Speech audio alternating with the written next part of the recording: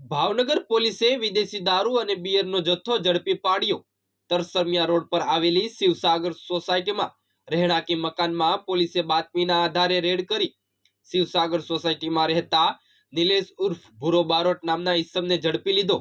પોલીસે રેડ દરમિયાન ઇંગ્લિશ દારૂની નાની મોટી બોટલ નંગ 3667 તથા બિયર ટીન 120 કુલ રૂપિયા 8,99,460 નો મુદ્દામાલ કબજે કર્યો। જ્યારે સુરેશ બિશ્નોઈ રહે સાંચોર રાજસ્થાન વાળાનું નામ ખુલતા પોલીસે બંને સામે ગુનો નોંધી આગળની કાર્યવાહી હાથ ધરી છે। Bureau report, Bhavnagar.